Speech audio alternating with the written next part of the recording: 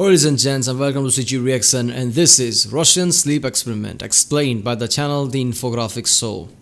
Russian Sleep Experiment, I think I know this one. Long ago, when I was a kid, my friends used to tell me this. I'm like, is this real? And I kinda did the Google search back then. Google wasn't that good around that time. But so yeah, I found just the key facts about it. Like it was a 30 or so day experiment. I don't perfectly remember it, what I read about that at that time, but I think it was a 30-day or so trial where in Soviet Union, the people just basically scientists, this Soviet scientists basically took certain I guess volunteers and gave them sedatives and things like that. I don't know, sedatives, I don't know, some kind of drugs they gave them, that so they don't sleep for one whole month, and they were told that they're gonna let them go after the experiment is over or something like that. After some days in the experiment, people started to show weird signs of psychology. I mean, that's bound to happen. You're not supposed to stay awake for that long, so after a week or something, your mind will start to go crazy. You sleep for your mind. Right, your mind needs a rest. If you don't rest like that, your mind will start to go crazy. So psychological issues will start to come out. So people started screaming, something like that. They just acted weird, like it's like a horror movie where they were just whispering in the corners and things like that. People were showing weird signs. So it's a really weird experiment that some say it happened, but most people say it probably didn't happen. It's just a story. So I don't know, nobody knows if this is real or not. I mean, Soviets could have done it. I mean, Soviets have done really fucked up things, obviously, so who knows. But that's the detail I have. This video probably will go into detail about that. So yeah, let's watch it. And people, remember, if you like my reaction, don't forget to like and subscribe, so I know which type of videos to react to more. If you haven't seen my other reaction, there's a link in the description with all of my videos. Check out the cards for the playlist I've created, and check out the end cards for, I don't know, YouTube, whatever YouTube throws at you. So yeah, let's watch this one.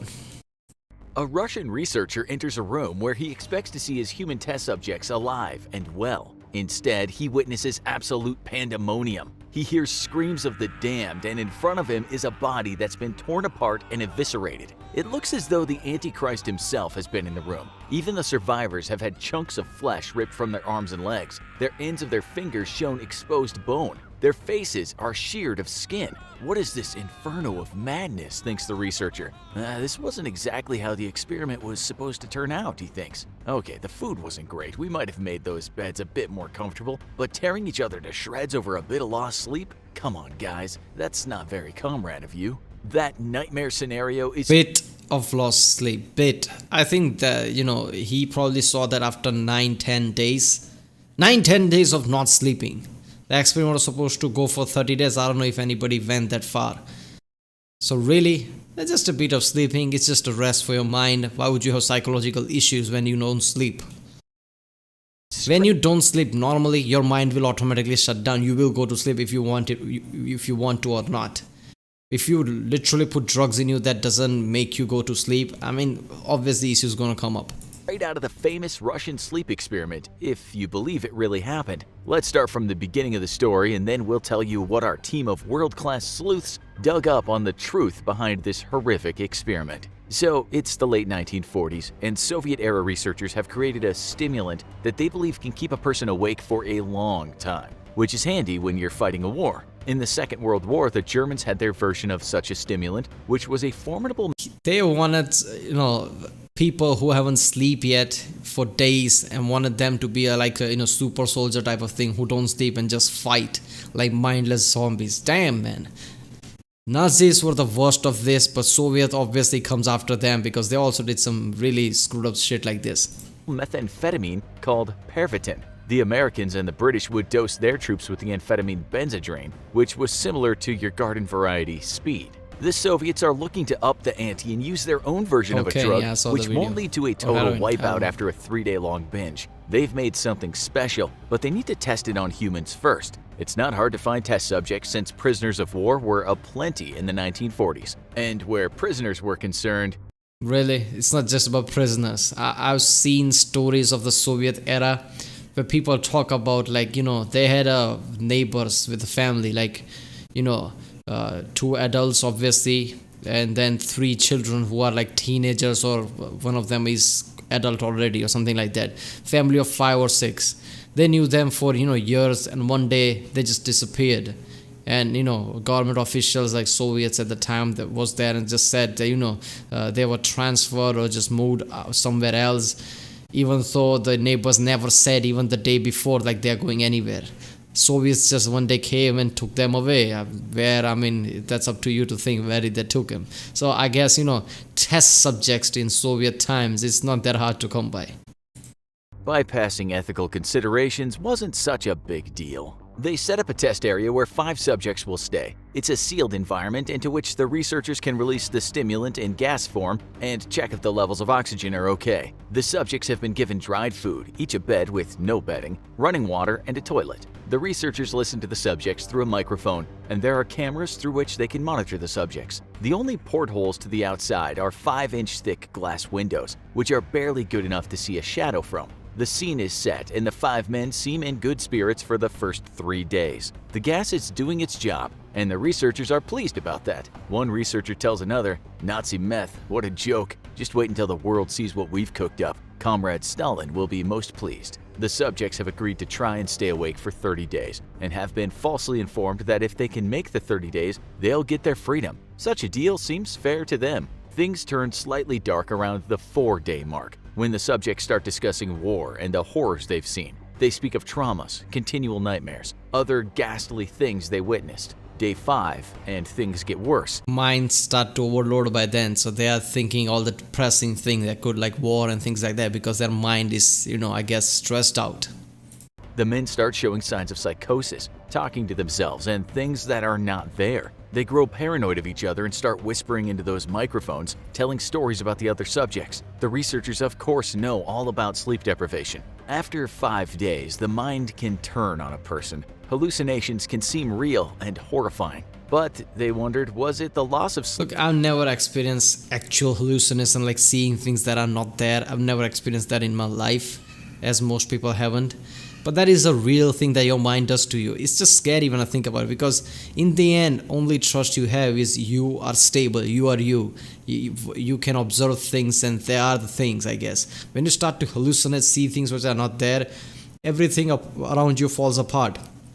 Nothing seems stable after that. That's just a scary thing when I think about it. Sleep or the gas itself. Suspicions about the gas effects were more solid at day 9, when one guy just started screaming, howling like a banshee and running up and down the room. He screamed so much he seemed to tear his vocal cords, because after a few hours he squeaked like a children's toy. A few more days passed and there was an eerie silence. The men could not be seen from the cameras. They were alive for sure, since the oxygen levels indicated 5 breathing men, but where were they? The researchers hadn't wanted to interrupt the study, but they felt that they had no choice, and so said into an intercom, "We're opening the chamber to test the microphones. Step away from the door and lie flat on the floor, or you will be shot. Compliance will earn one of you immediate freedom." They heard one voice respond. It said, "We no longer want to be freed." What was this? Had they been getting ripped on that gas and were now addicted? The researchers said there's nothing we can do but open the door. They opened the vents and let fresh air displace the residual stimulant. What the researchers heard next was the men screaming again, pleading for more of that damn fine gas. WTF, thought one of the Russians. Those guys are seriously hooked. They opened the doors on day 15, and to their surprise saw one man was dead. You know what the scene looked like because we laid that out for you in the intro, but we didn't tell you what happened shortly after the gruesome discovery of the half-eaten man and the wounded survivors. On closer inspection, the researchers saw that the wounds on the men were very bad. They looked as if they might have been self-inflicted too. They had torn the skin and muscles from their own chests, which revealed the horrific sight of the men's lungs. Each man, it had seemed, had performed this macabre surgery on himself. Blood vessels that were still working had been removed. Other internal organs were seen laid out on the floor like a piece of art, and the men were going to eat those morsels. They were dining on their own bodies and doing it with enthusiasm. The researchers called for backup, not daring.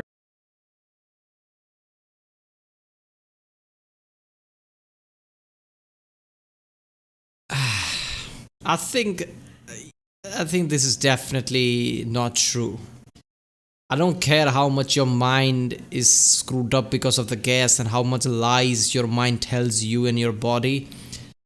if you rip out your key, organs like that, regardless of what state your mind is, doesn't matter what kind of psychological issues your mind is having, your mind will shut down just by sheer shock. I mean, that's how our mind is created. So if you can't just rip out your own organ and eat it, that's never going to happen regardless of what experiment. So I feel like this is exaggerated. To go near those poor wretches. They closed the door to howls of the men pleading for the gas to come back. When soldiers arrived to help remove the subjects, the extrication process wasn't exactly fun. One of the subjects ripped a man's throat right out, while another soldier had his balls removed. 5 soldiers lost their lives in total, really? but some of the victims took their own lives after the event. Once the subjects were out, the doctors injected enough morphine into them to sedate a Canadian moose. But the men still fought like wild beasts. One subject bled out and his heart stopped beating, but he still carried on screaming, "Give me gas! I need gas!" A doctor had some bones broken during that grim spectacle. The 3 others were eventually sedated and strapped and moved to a secure facility. The researchers talked to each other, saying things like, "That wasn't meant to happen, was it?" They hated to admit it, but maybe the Nazis, the Brits, and the Americans had done the right thing in just plying their troops with top-notch crank. The surgeons got to work on putting the missing organs and bits of viscera back into one man, but this guy almost broke through his restraints. When the docs finally got the anesthetic into him, the man's heart stopped and he died right on the spot. The autopsy showed he had broken 9 bones and his muscles were torn all over his body. When they tried to fix up the next man, they decided 2 deaths were enough and didn't use an anesthetic. They patched him up nice, sewing his ruptured organs and laying skin grafts on him. The head surgeon said this man should not be alive after what he's gone through, but he admired his own work. A nurse commented that during the surgery, the beast had been smiling at her. She did wonder how male carnal instincts can remain functioning during the worst times. Maybe with death comes the need to create something new, she philosophized, but quickly shook herself out of her reverie. The man suddenly started making a wheezing sound as if he wanted to say something. The nurse, quick to catch on, handed him a pen and a pad below it. The man wrote, "Keep cutting." Wow, she thought, what a maniac. She was glad she'd not reciprocated his flirty smile. As for the other maniac, he laughed like a hyena during his bodily reconstruction. He said he wanted that gas, the good stuff. And when asked why, he said he just... Yeah, what a maniac. We injected him with gas and kept him awake for what, 10 to 15 or whatever days by now. And what a maniac, he's thinking all these things. What a maniac, his mind, he just lost his damn mind. Really? Some of these things I don't believe clearly. I mean, he can't be alive. Your mind would shut down immediately. You would die by just sheer shock, regardless of what state your mind is in. So I think this experiment could have been true, but I think lots of details are exaggerated, like with most stories, I guess. Just needed it to stay awake. The surgeon mused, if these guys weren't so hell-bent on eating themselves, they'd make excellent night shift custodians. Cleaners, perhaps, or maybe security. But he knew all too well that they couldn't be trusted to wash their hands. Then, a former KGB agent had an excellent idea, something that had amazingly escaped everyone else's thoughts. Why not put these poor suckers back on that gas? He said it seems the problems all start when they all go into withdrawal. Hi, they're okay, if not a bit hyper and paranoid. We can work with that. Once back on the gas, they were fine and dandy, but then something strange happened. The EEG monitor showed crazy brain activity, but then it just died down. One man flatlined. Finally, he just died. His last boost of that junk had done him in, or at least it seemed so. The last guy ended up back in the study room with the other guy seemingly dead on the bed, but 3 researchers were in there too. Suddenly, one of the researchers shot the commander and then shot the subject. He then shouted out loud, "I won't be locked in here with these things, not with you. What are you? I must know." The subject that was shot, but evidently was not dead, replied, "Have you forgotten so easily? We are you. We are the madness that lurks within you all, begging to be free at every moment in your deepest animal mind. We are what you hide from in your beds every night. We are what you sedate into silence and paralysis when you go to the nocturnal haven where we cannot tread." That was almost the end, but for good measure, the researcher put a bullet into the man's chest, which might have breached the Hippocratic Oath somewhat, but hey, harsh times call for harsh measures. The end. So, a lot of people seem to think this all actually happened. Now, without much investigation. Not all of this. There might be, every myth has some kind of truth behind it, even though that truth is completely different than the actual story. So this is way too much. I don't think any of this ever happened, but something similar to this could have happened. They could have done the experiment like how longer a person can go without sleeping with a drug, and some kind of psychological issue started to, so they stopped the experiment or something like that. Everything in this is just exaggerated. There is no way all of this happened. And in the end, I guess that guy, that scientist, doctor, whatever, saw people. I guess he had some effect of gas too there, because he started to become a bit more paranoid. One can easily tell by reading this catastrophic flash fiction that it's written by someone whose grammatical skills need improving. Not only that, though, the story simply doesn't make sense at times. Quite a few times, someone dies and then just comes back to life, and we don't think it's on purpose by the storyteller. He just forgets what he said, or her. On another part, the writer says that the oxygen levels indicated the men were alive, and the researchers knew that, and then in the next part he said the researchers were not sure if they'd all died. But there's more than bad writing that gives this away. Where do we start? Well, we might not need to tell you that you cannot rip out vital organs and lay them on the floor like a bunch of textbooks. Oh, shit. That's pure fiction. Those men would have died from blood loss or shock. Remember that they were discovered like this and left for some time before the soldiers came. Okay, you say, but that was the gas working. This was a secret experiment that went wrong. High on that wicked drug, maybe men could routinely come back from the dead and rip out their own organs and even do a bit of flirting when the mood took them. How do we know that it isn't true? Well, there is the matter of recorded history and plausible science. No gas has ever been discovered that can keep a person awake for 15 days. Never mind turn that person into a self-loathing zombie. There is no history of the experiment. Look, if the Soviets did some heinous experiments, afterwards Russian would not want that to get out, because that would go back to them like, you did this. We are not Soviets anymore, but still, that's your country. So I bet there are lots of experiments, lots of countries like, even Germany or Russia did, that even if they know that this thing happened, they're not going to put it out there. They're just going to put it under the rug. Like, there's no point of getting this out. It's not going to help anybody or something like that. So it's not that there is no evidence. I mean, when it comes to Soviets and when it comes to Nazis, evidence is not everything. They did lots of things that nobody knew about.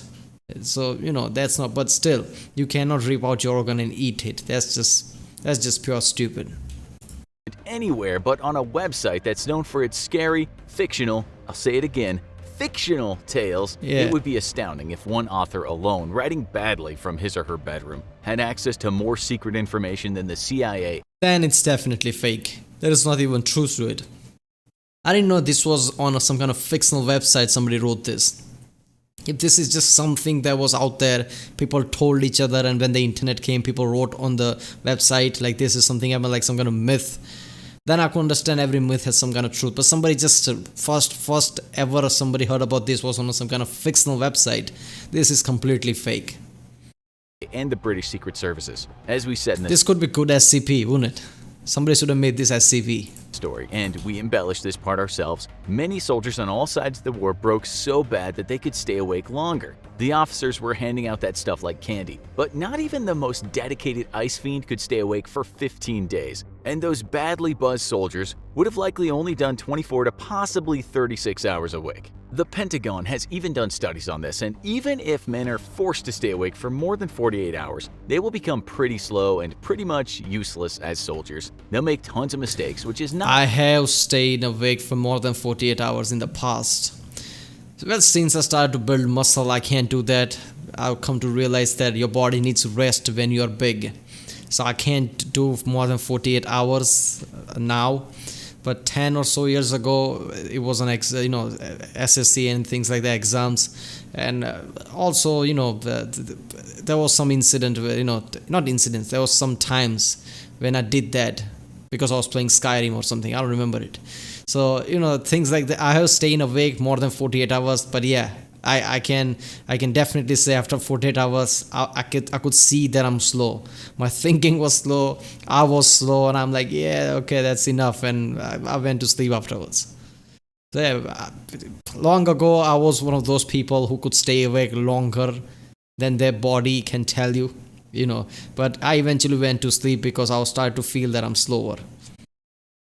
Ideal in war when you have to be constantly alert. Sure, the speed helped the Germans with their blitzkrieg attacks, but the drugs had to be taken with some precautions. With this in mind, the Russians would not have even tried this experiment. There is something called Morphin syndrome that can cause severe delirium and very bad insomnia, and sufferers can go into a dreamlike state. We say dreamlike because even if they don't sleep, they will have microsleeps. Plus, no one with this disease has ever started eating themselves. Sure, perhaps a noxious agent sprayed into a room full of guys can kill someone, but it's very unlikely it could turn them into gas-addicted zombies. Yeah, that's There's not nothing possible. in scientific literature that supports anything in this experiment. There's another thing that can cause massive sleep loss, and that's called fatal familial insomnia. But that's passed down through genes and isn't caused by environmental agents. And again, it doesn't and it will never make someone just want to rip out their own organs and eat them. There's just nothing that exists in Animes this are like, world no, that no, no, no. aligns with the story, and if it did, we would expect it to have appeared in medical journals before it became an internet meme.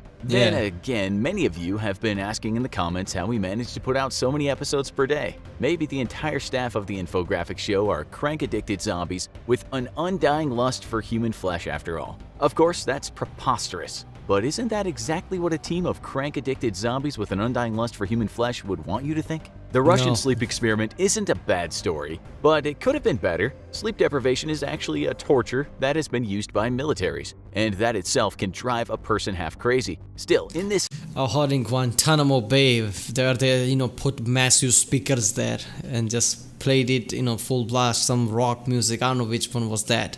The people torture like that in Guantanamo Bay. And one guy was tortured, and after a few years would realize that he was wrongly captured. He was not the person of interest, but yet they still tortured him. I guess that's fine too, isn't it? story, when you add the addictive gas and the organ rug and the reanimation, it just isn't believable. But if you like scary stories, then we suggest you watch some of these insanely creepy shows. Do these horrifying internet stories scare you? Yeah. Okay, so yeah, I mean, this kind of experiment can be true. I mean, they always think all things like this, all myths have some kind of a truth behind it. But it's this first time anybody came up with this was on a fictional, internet website. There's no way in hell this is true. But yeah, I can see that Nazis or Soviets or somebody at some time did some kind of experiment like this, but no way it was this intense and dramatic. But this was a good video though. Infographics, animation can be, a bit too much. I guess they need to tone down because, in animation, those Soviet scientists, and they are all showing emotions too much. Like, oh, this happened. Dude, you were doing a heinous experiment already. You don't have that, emotions on your face. You're not that much concerned. So, but it was a good video nonetheless. Alright people, if you like my reaction, don't forget to like and subscribe. Check out the other reaction I did. There's a link in the description. Check out the end card, check out the cards. And if you want to react to some other video, comment down. And yeah, I'll see you next time.